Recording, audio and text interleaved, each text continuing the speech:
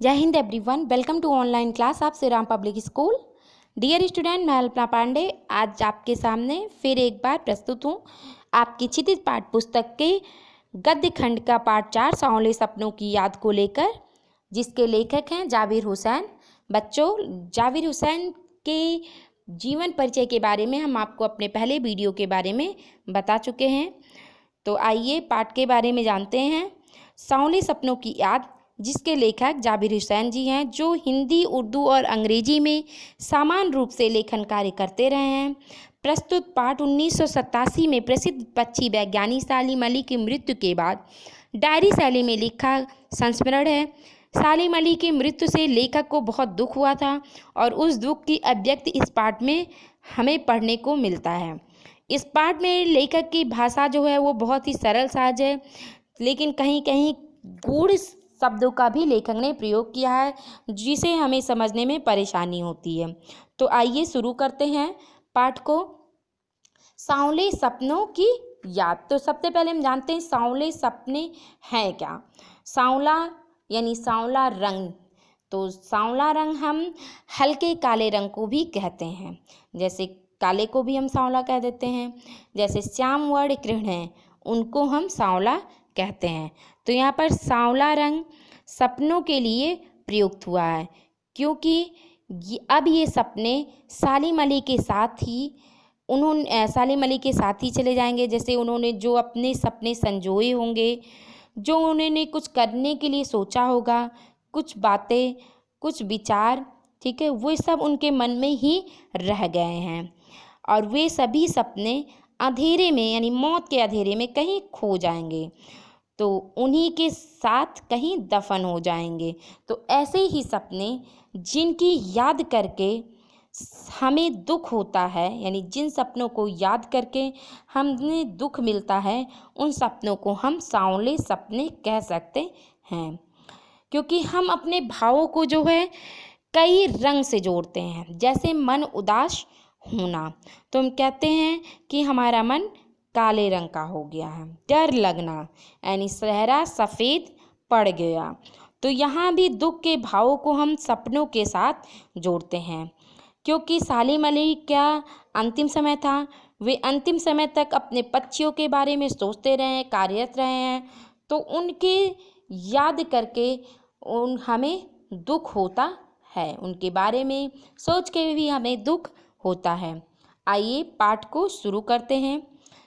सुनहरे परिंदों के खूबसूरत पंखों पर सवार सांवले सपनों का एक हुजूम मौत की खामोश वादी की तरफ अग्रसर है।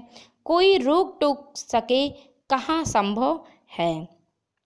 तो सबसे पहले हम शब्दार्थ को जान लेते हैं।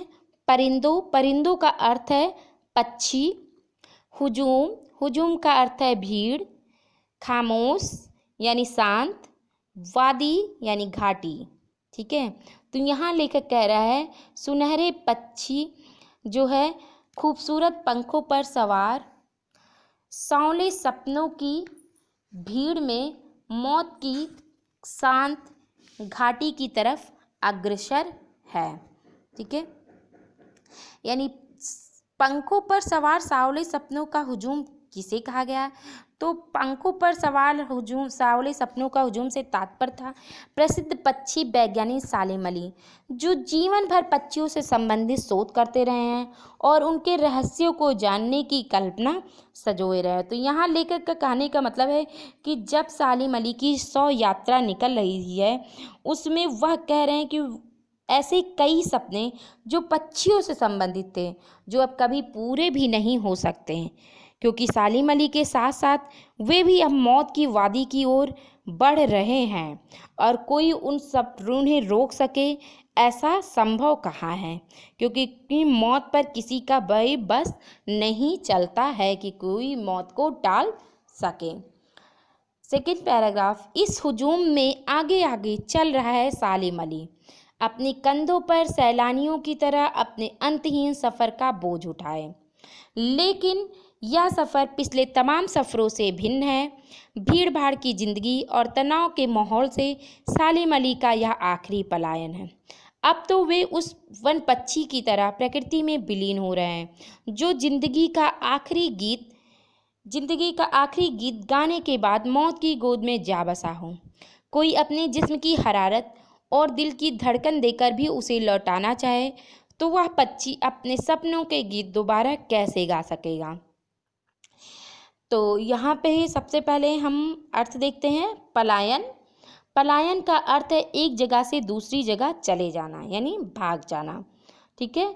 हरारत का अर्थ है गर्मी या उष्णता। तो यहाँ शरीर की गर्मी से मतलब है। ठीक है।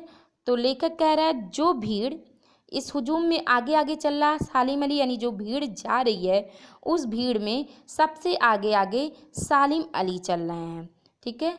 अपने कंधे पर सैलानियों की तरह अपने अंतहीन सफ़र का बोझ उठाए। ठीक है। जैसे सैलानी यानी यात्रा करने वाले जो लोग होते हैं अपने कंधों पर बोझ को उठाए हुए चलते हैं। लेकिन उनकी यह जो यात्रा थी वह यात्रा पहले के तमाम सफ़रों से भिन्न यानी अलग थी। यानी जो भीड़ सालिम अली को ले जा रही थी और सालिम अली अपनी कंधों पर उन सपनों को लेके उन भीड़ में सबसे आगे आगे चल रहे थे। अभी तक उन्होंने जितने सफ़र किए उन सबसे यह सफ़र बिल्कुल अलग है। यानी भीड़ भाड़ की ज़िंदगी और तनाव के माहौल से सालिम अली का यह आखिरी पलायन है यानी आखिरी सफ़र है कि वह एक जगह से दूसरी जगह पे जा रहे हैं। ठीक है।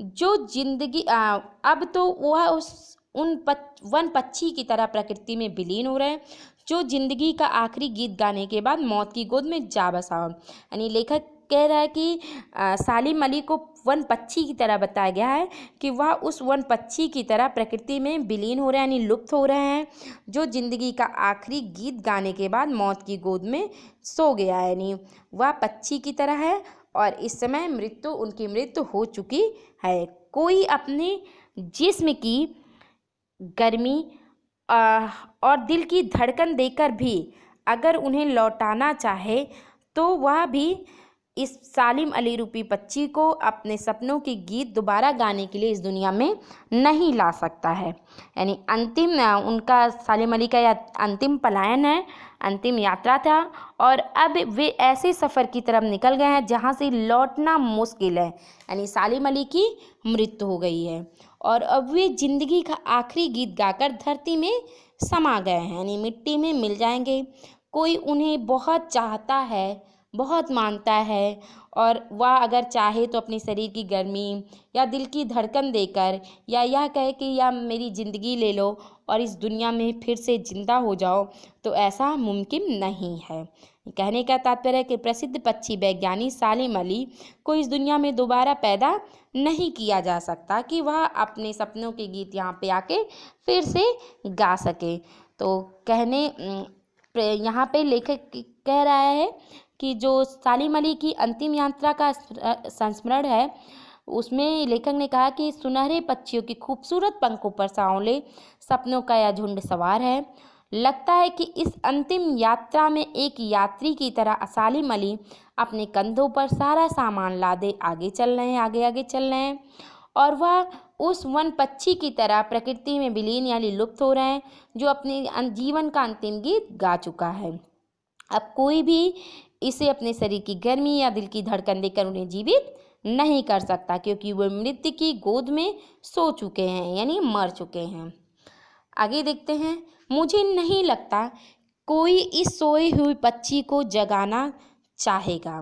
वर्षों पूर्व खुद सालिम अली ने कहा था कि लोग पक्षियों को आदमी की नज़र से देखना चाहते हैं या उनकी भूल है। ठीक उसी तरह जैसे जंगलों और पहाड़ों, झरनों और आबशारों को वो प्रकृति की नज़र से नहीं आदमी की नज़र से देखने को उत्सुक रहते हैं। भला कोई आदमी अपने कानों से पक्षियों की आवाज़ का मधुर संगीत सुनकर अपने भीतर रोमांच का सोता फूटता महसूस कर सकता है। तो यहाँ सबसे पहले हम अर्थ जानते हैं। शब्दार्थ आबशारों का अर्थ है झरना। झरना दिया हुआ है तो आबशारों बेस भी झरना होता नहीं, जहाँ से पानी का स्रोता फूटता है उसे हम आबशारों कहते हैं, झरना कहते हैं। ठीक है। तो यहाँ लेखक कह रहे हैं कि जो है कोई भी इंसान उन्हें परेशान नहीं करना चाहता। यानी मुझे नहीं लगता, यानी लेखक को कह रहा है कि कोई सोए हुए पक्षी को जगाना चाहता है, यानी कोई भी व्यक्ति, कोई भी इंसान इस सालिम अली रूपी पक्षी को परेशान नहीं करना चाहता। ठीक है, क्योंकि सालिम अली ने क्योंकि जो है सबको पता है कि सालिम अली जो है वह पूरे जीवन भर अथक प्रयास करते रहे हैं, भागते दौड़ते रहे हैं, और जो भी उन्होंने कार्य किया है उसमें उन्होंने अपना पूरा तन मन लगा दिया है, और अब इस थके हुए पक्षी को कोई भी जगाना नहीं चाहेगा। कहने का तात्पर्य है कि वह अपने बारे में सोचता, प्रकृति के बारे में नहीं सोचता। यानी वर्षों पूर्व खुद सालिम अली ने कहा था कि लोग पक्षियों को आदमी की नज़र से देखना चाहते हैं, तो जो मनुष्य होते हैं वह बहुत स्वार्थी होते हैं। ठीक है, वह अपने बारे में ही सोचते हैं, प्रकृति के बारे में सोचते नहीं हैं, उसके बारे में महसूस भी नहीं करते हैं। इसीलिए उन्होंने यह बात कही है। ठीक है, कि यह उनकी भूल है। ठीक उसी तरह जैसे जंगलों, पहाड़ों, झरनों और आबशारों को प्रकृति की नज़र से नहीं, आदमी की नज़र से देखने को उत्सुक है। यानी वो स्वार्थ बस उसे देखते रहते हैं, प्रकृति की तरह नहीं देखते रहते हैं। भला कोई आदमी अपने कानों से पक्षियों की आवाज़ का मधुर संगीत सुनकर अपने भीतर रोमांच का सोता फूटता महसूस कर सकता है? चूँकि जो आदमी होते हैं वह बहुत स्वार्थी होते हैं। ठीक है, वह अपने बारे में सोचते रहते हैं, इसलिए पक्षियों की आवाज़ का मधुर संगीत भी जो सुनकर उनके मन में भावनाएं नहीं उत्पन्न कर पाता, इसलिए नहीं जगा पाता, क्योंकि वह उसकी मधुरता को महसूस ही नहीं कर सकते हैं। ठीक है, रोमांच यानी मधुरता का एक रोमांचक वातावरण हमारे अंदर उत्पन्न करना। तो जब हम इतने व्यक्ति जो होते हैं वो बहुत स्वार्थी होते हैं, वह अपने स्वार्थ के लिए जीते हैं, वह प्रकृति को प्रकृति की नज़र से नहीं देखते हैं। ठीक है, तो इसीलिए कोई भी पक्षी की आवाज़ उनके दिल में, उनके हृदय में रोमांच का सोता फूटता हुआ नहीं महसूस करा पाते हैं, वो प्रकृति को महसूस नहीं कर पाते हैं। आगे, एहसास की ऐसी ही एक ऊबड़ खाबड़ ज़मीन पर जन्मे मिथक का नाम सालिम अली है। तो सबसे पहले बच्चों हम मिथक का अर्थ जानते हैं कि मिथक का क्या अर्थ है।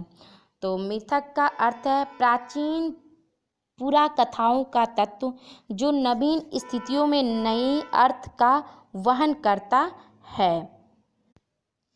यानी मिथक जो है बच्चों वो अंग्रेजी शब्द से मिथ से लिया गया, यानी अनरियल, जो वास्तव में नहीं है, यानी कभी था, जिसकी हम प्रामाणिकता साबित नहीं कर सकते हैं।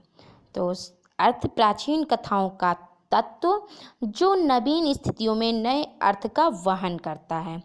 तो एहसास की ऐसी ही एक ऊबड़ खाबड़ ज़मीन है जहाँ, यानी कहने का लेखक यहाँ पे सालिम अली के व्यक्तित्व का परिचय देते हुए कहता है कि वे बहुत ही अद्भुत व्यक्ति थे।